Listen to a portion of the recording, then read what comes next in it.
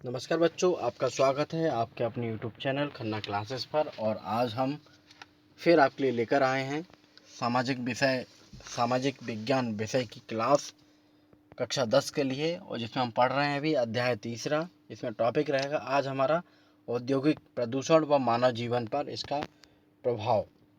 तो ये हमारा 18वें नंबर का वीडियो लेक्चर है, तो आप हमसे जुड़े रहिए। बस मेरी यही उम्मीद है कि आप ज़्यादा से ज़्यादा शेयर करें और चैनल को सब्सक्राइब करें। चलिए पढ़ते हैं आज का अपना लेक्चर। देखिए, औद्योगिक प्रदूषण को तो आप लोग वैसे भी समझते होंगे कि हमारे जो औद्योगिक इकाइयाँ हैं, जो इंडस्ट्री हैं, उनसे हमारे सिर्फ वायु सिर्फ एक ही तत्व प्रभावित नहीं हो रहा है।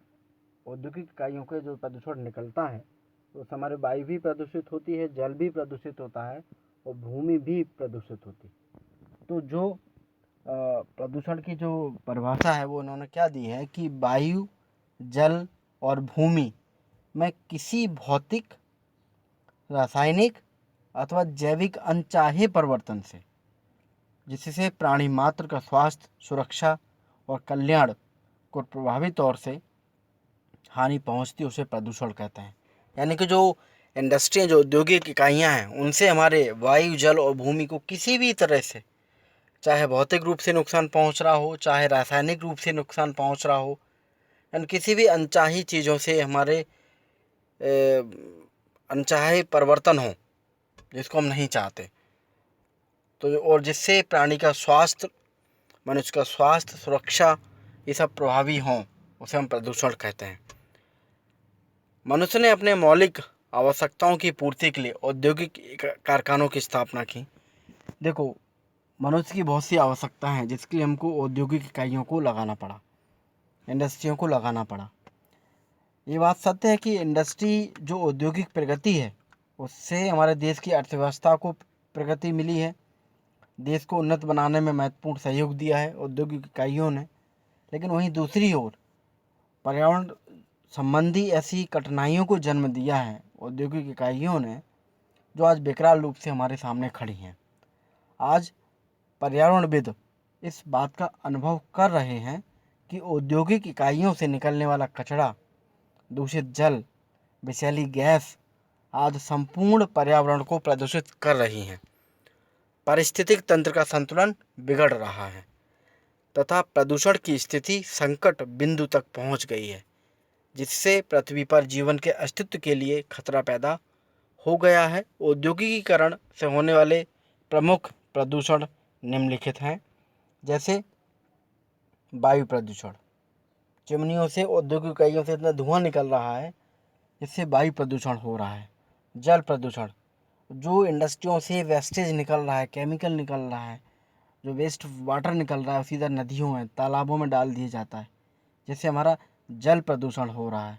भूमि प्रदूषण, जो इंडस्ट्री इकाइयों में जो भी चीज़ें बच रही हैं, उनका राख बच रही है और वेस्टेज मटेरियल बच रहा है, वो कहीं भी डाल दिया जाता है। तो अगर कहीं किसी भूमि पर डाल दिया, किसी खेत में डाल दिया, तो उसकी उर्वरा शक्ति खत्म हो जाती है, वो भूमि एक बंजर के समान रह जाती है।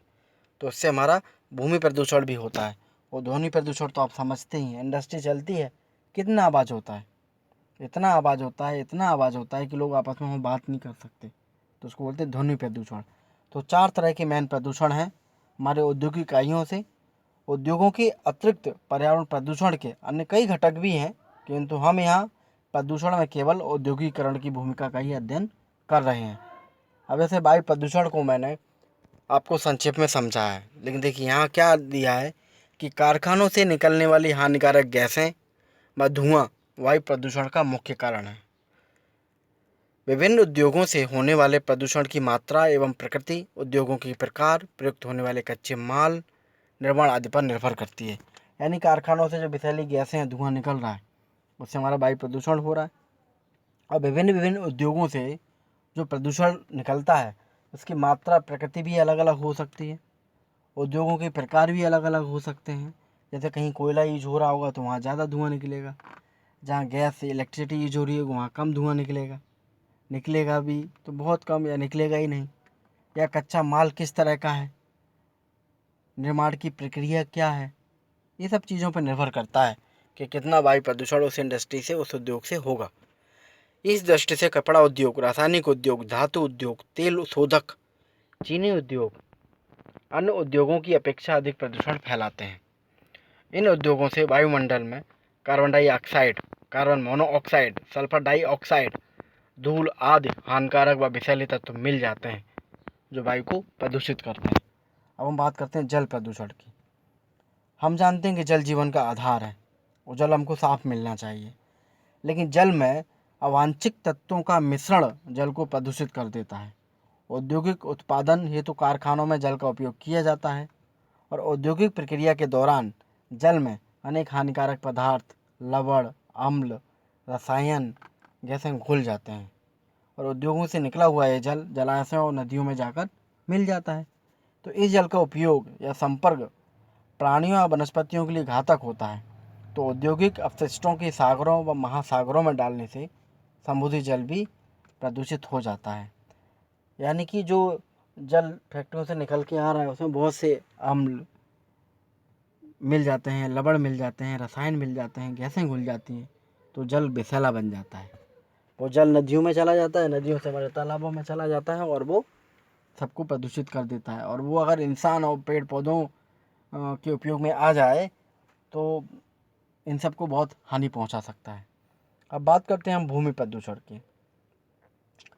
भूमि एक सीमित संसाधन है, तो भूमि जो हमारी ज़मीन है, भूमि है, सीमित है। इसके दुरुपयोग के परिणाम भयंकर हो सकते हैं। औद्योगिक अपशिष्ट का भूतल पर फैलाव भूमि प्रदूषण का कारण बनता है। यानी जो भी अपशिष्ट पदार्थ निकले फैक्ट्री से वो हमने डाल दिए ज़मीन पर, तो भूमि प्रदूषण का मेन कारण वह है। इस प्रकार के अपशिष्ट में अनेक ऐसे पदार्थ होते हैं जो प्राकृतिक रूप में घटित नहीं होते और इनका प्रकृति में पुनः चक्रीकरण नहीं होता, जिससे भूमि की गुणवत्ता में कमी आती है, जैसा कि मैंने बताया। इसे भूमि प्रदूषण कहते हैं। औद्योगिक कचरे में रासायनिक दुर्गंधयुक्त ज्वलनशील विषैले पदार्थ पर्यावरण को क्षति पहुंचाते हैं। भूमि प्रदूषण को मृदा प्रदूषण भी कहते हैं। अब हम बात करेंगे ध्वनि प्रदूषण की। तो वातावरण में ऐसी कोई भी ध्वनि जो कानों को प्रिय ना लगे, मानसिक क्रियाओं में बाधा डाले, अर्थात शोर ही ध्वनि प्रदूषण का मुख्य रूप है। उद्योगों में अनेक प्रकार की मशीनें प्रयोग की जाती हैं जिनसे निरंतर शोर होता रहता है। इसके अतिरिक्त कारखानों में जनरेटर भी चलाए जाते हैं। इन सभी से निरंतर और अधिक शोर होता है, इससे इनके कार्य करने वाले श्रमिक अनेक मानसिक रोगों और बहरेपन के शिकार होते हैं। ठीक है, चलिए अब हम पढ़ते हैं कि प्रदूषण का मानव जीवन पर प्रभाव। प्रदूषित वातावरण संपूर्ण पारिस्थितिक तंत्र को क्षति पहुंचाता है। मानव जीवन पर इसके मुख्य दुष्प्रभाव हैं। पहला, प्रदूषित वायु मानव की श्वसन क्रिया को क्षति पहुंचाती है। इसमें दमा, निमोनिया, गले में दर्द, खांसी के साथ ही कैंसर, मधुमेह, हृदय रोग जैसे घातक रोग होते हैं तथा हानिकारक गैसों का वायुमंडल में अधिक मिश्रण भीषण हादसे को जन्म देता है, जिससे मनुष्य मौत के शिकार हो जाते हैं। भोपाल गैस त्रासदी इसी प्रकार की औद्योगिक गैस रिसाव का परिणाम थी। दूसरा है प्रदूषित पेयजल। अनेक रोगों के कीटाणु विषाणु मनुष्य के शरीर में पहुंचकर रोगों को उत्पन्न कर देते हैं। प्रदूषित जल के सेवन से पेचिस, हैजा, अतिसार, टाइफाइड, चर्म रोग, खांसी, जुखाम, लकवा, अंधापन, पीलिया, पेट के रोग हो जाते हैं। अगला है कि गंदगी के क्षेत्रों और प्रदूषित चीज़ों पर मक्खी, मच्छर, कीड़े आदि पनपते हैं। गंदगी युक्त वातावरण में अनेक कीटाणु पैदा होते हैं जो मनुष्य के लिए पेचिस, तपेदिक, हैजा, आंतों के रोग, आंखों में जलन आदि रोगों के हेतु उत्तरदायी होते हैं। अगला है कि ध्वनि प्रदूषण का सर्वाधिक प्रभाव सुनने की शक्ति पर पड़ता है। अत्यधिक शोर से व्यक्ति बहरा हो जाता है। इसके अतिरिक्त इसके रक्तचाप, हृदय रोग, सिर दर्द, घबराहट आदि रोग भी मनुष्य में पनप जाते हैं। औद्योगिकरण से बढ़ते प्रदूषण और वायुमंडल में बिखरती कार्बन डाइऑक्साइड, कार्बन मोनोऑक्साइड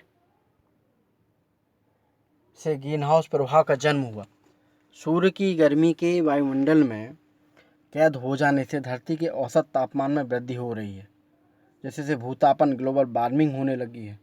इसके दुष्परिणामों को पृथ्वी पर होने वाले महाप्रलय के रूप में आंका जा रहा है।